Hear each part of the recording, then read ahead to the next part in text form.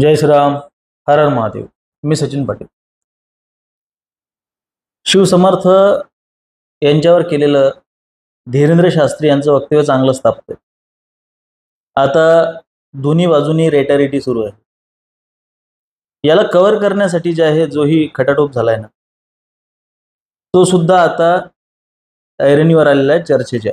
स्वामी स्वरूपानंद नावाच्या एका स्वामींनी, एका भगवाधारी व्यक्तीने बोलण्याच्या ओघात आणि धीरेंद्र शास्त्रीची पाठराखण करण्याच्या ओघात सगळ्या मर्यादा तोडल्या आणि स्वतःचा एक नवीन इतिहास त्यांनी मांडला की छत्रपती शिवाजी महाराजांनी काहीच केलं नाही, पेशव्यांनी केलं जे काही केले ते, आणि नाव छत्रपती शिवाजी महाराजांचं. आता कशी बशी सारवासारव धीरेंद्र शास्त्रीसाठी ही लोक करत होती आणि त्यात हा बॉम्ब या माणसाने फोडला. सेकंड थिंग अशी आहे की कधीतरी भंते ज्ञानज्योती नावाच्या एका व्यक्तीने छत्रपती शिवाजी महाराजांबद्दल काही टिप्पणी केल्या होत्या. 5-6 वर्ष आधीचे माझे व्हिडिओ आहेत तेव्हा भंते ज्ञानज्योतीवर, तेव्हा मी बोललो या विषयावर. मला आता ते व्हिडिओ येतात, दादा हा विषय बघा, तुम्ही याच्यावर कधी बोलले नाही, हे नवीन आलंय. कोणीतरी मला ते याकूब बाबाची पाटी पाठवली त्या वन विभागातली की छत्रपती शिवाजी महाराजांचे गुरु याकूब बाबा यांच्या समाधीकडे जाण्याचा मार्ग. तर ते तेव्हाच करून बसलो आम्ही. तर तेव्हाच ती पाटी, ते वन विभाग आणि ते सगळे जे काही खटाटोप आहेत, जे उद्योग आहेत, तेव्हा सुद्धा माझ्याजवळ ते प्रकरण आलं होतं. तिथल्या स्थानिक हिंदुत्ववादी पोरांनी ते प्रकरण मार्गी लावलं. आता लोकांना चेव येतोय.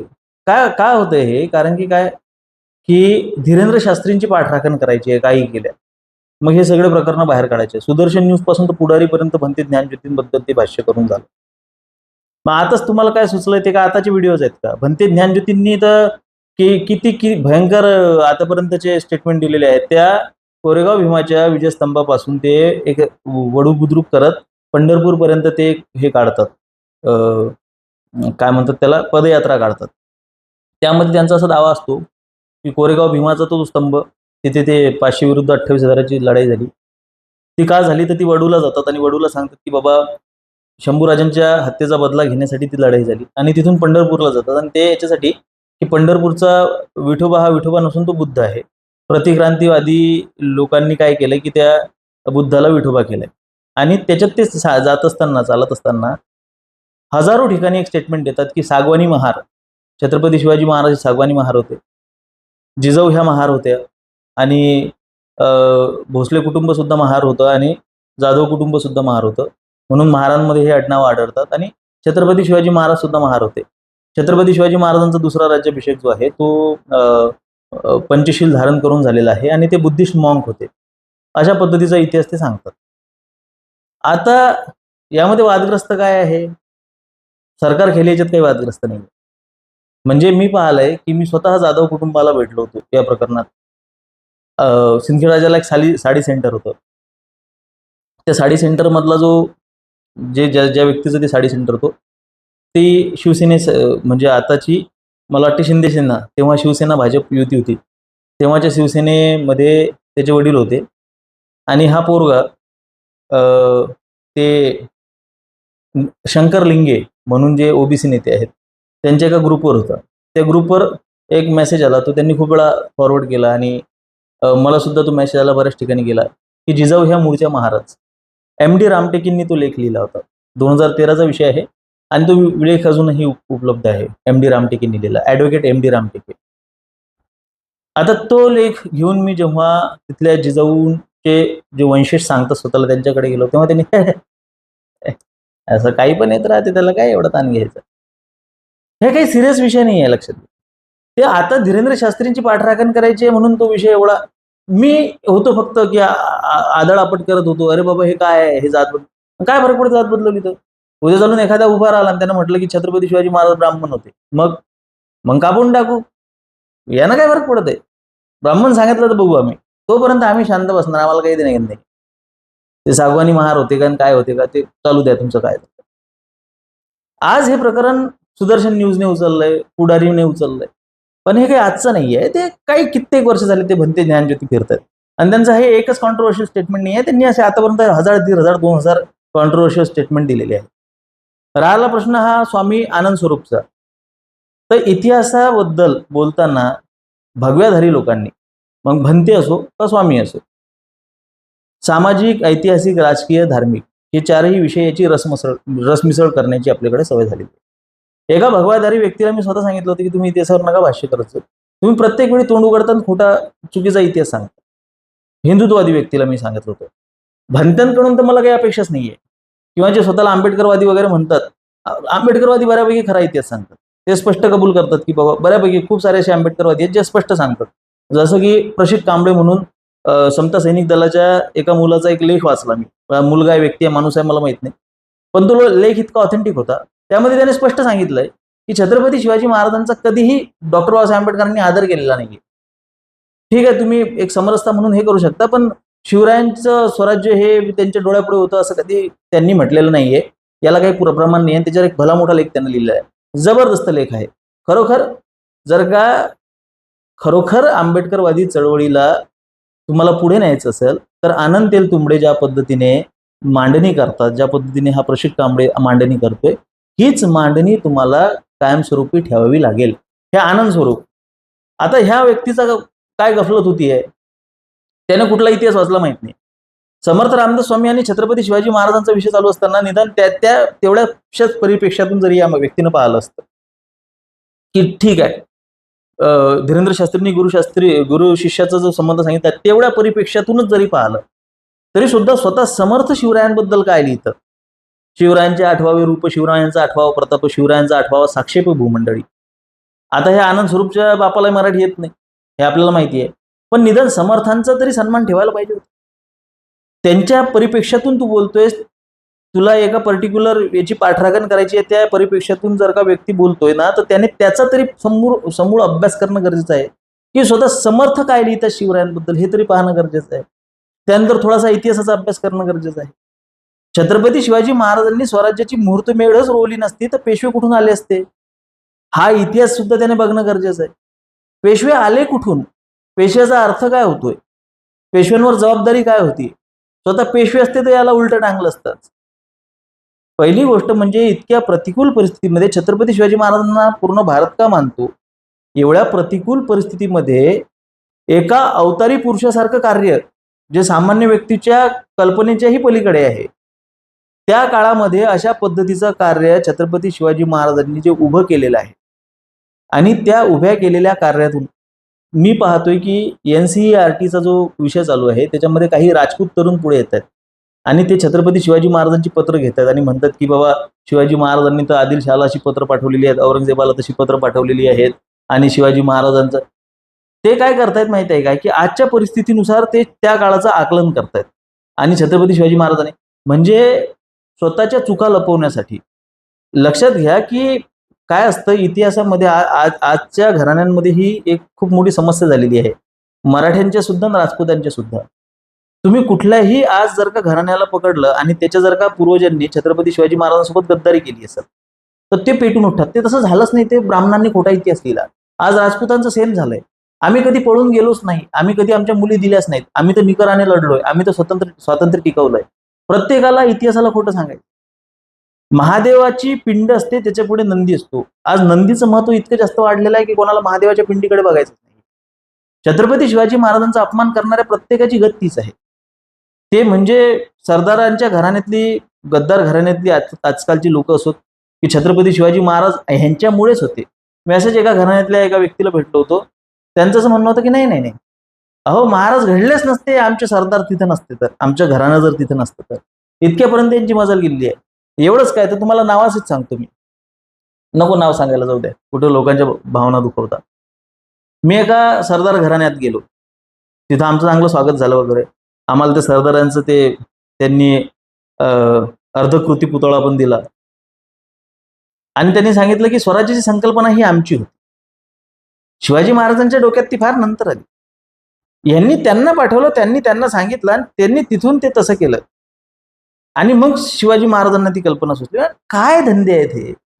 राजपूतांचं सेम तसंच झालंय, काही घराण्यांचं राजपूतांच्या, की काही नाही, ते आम्हीच जे काही ते टिकवलं, आम्हीच फक्त लढाई केल्यात, हे मराठ्यांनी तर लुटलंय आम्हाला. या पद्धतीने आजकाल प्रत्येक जण स्वतःला क्लॅरिफाय करतो. हे पेशव्यांच्या बाबतीत सुद्धा. आता हा आनंद स्वरूप याचं काय म्हणणं आहे की पेशवे म्हणजे हा स्वतः ब्राह्मण आणि ब्राह्मण श्रेष्ठत्वाचा अहंकार, हा अहंकार इतका भयंकर आहे ना की करणार हा भरणार सगळा समाज.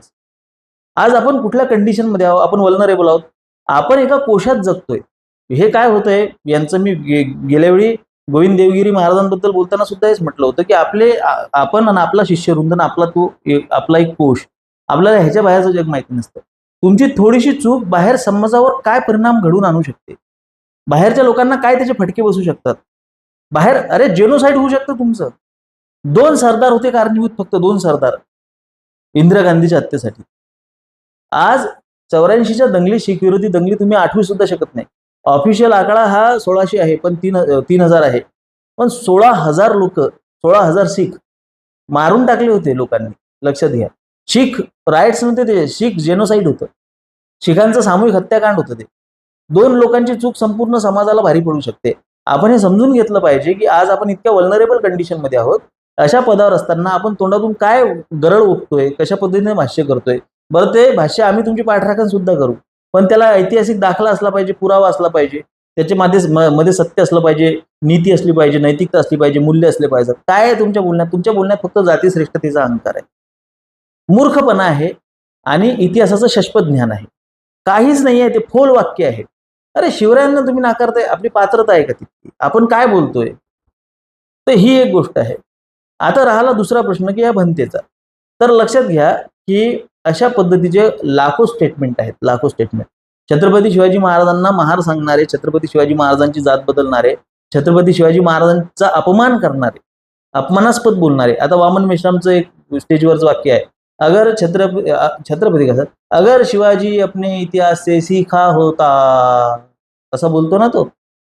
शिवाजी अपने इतिहास से सीखा नहीं, इसलिए शिवाजी की हत्या हो गई, उसके परम प्रतापी पुत्र को ब्राह्मणों ने मुसलमानों के हाथों सौंप के मार दिया.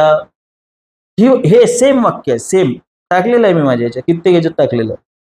किंवा शिवाजी महाराजांच्या गुरुबद्दल आता हे याकूब बाबाचं ते वन विभागानं लावलेलं हे बघा, पोस्टर बघा. किंवा हे याकूब बाबाला गुरु सांगणारे, म्हणजे याकूब बाबाला 400 एकर जमीन दिली सुभा नदी जो सांगतो.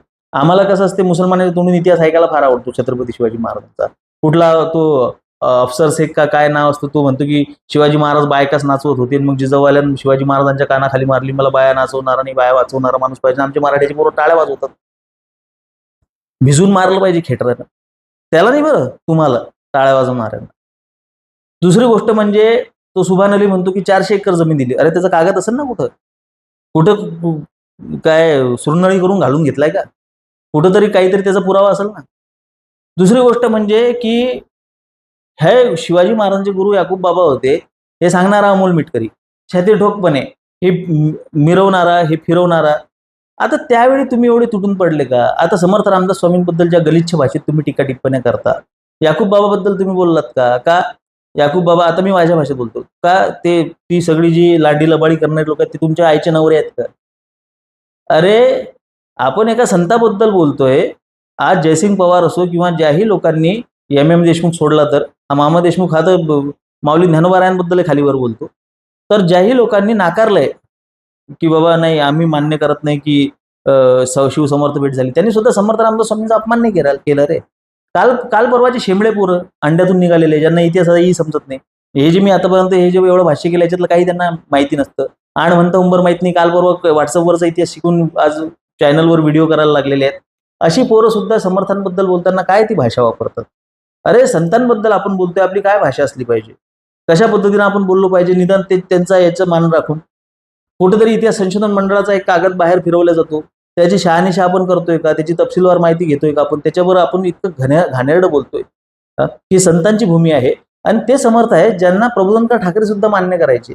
अरे त्या फुलेंनी सुद्धा मी हे जबाबदारीपूर्वक जाणीवपूर्वक सांगतोय की पंढरीनाथ सीताराम पाटील यांनी लिहिलेल्या फुले चरित्रामध्ये स्पष्ट उल्लेख आहे, आणि तसा फुलेंनी पण त्यांच्या पोवाड्यामध्ये उल्लेख केलेला आहे की छत्रपती शिवाजी महाराज, पोवाड्यामध्येच नाही तर त्यांच्या साहित्यामध्ये सुद्धा तुम्हाला समग्र फुलेमध्ये, गुलामगिरीमध्ये सुद्धा ते मिळून जाईल की त्यांनी छत्रपती शिवाजी महाराजांचे गुरु म्हणून समर्थांना संबोधलं. एवढंच नव्हे तर समाधीची डागडुजी करण्यासाठी, त्याच्यासाठी निधी उभारावा, यासाठी पहिली भेट जी फुलेंनी घेतलेली आहे ती चाफडच्या मठाची घेतलेली आहे.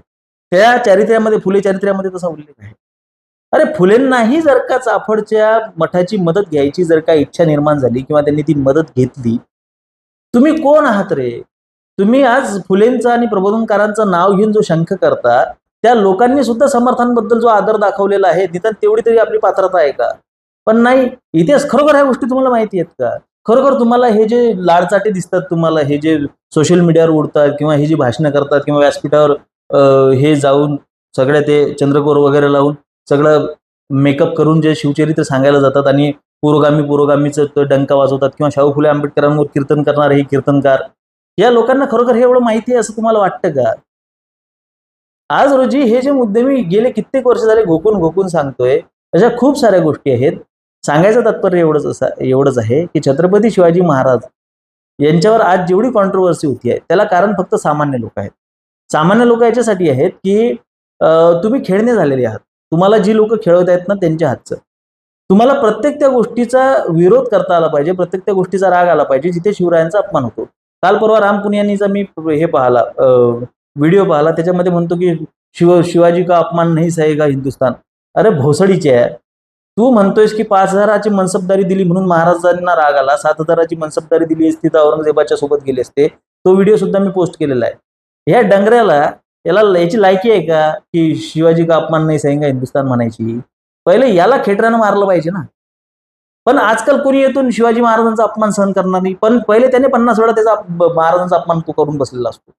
हे आपण पाहिलं पाहिजे की नेमका अपमान आपण कशाला समजतो, नेमका अपमान आपण कशाला मानतो.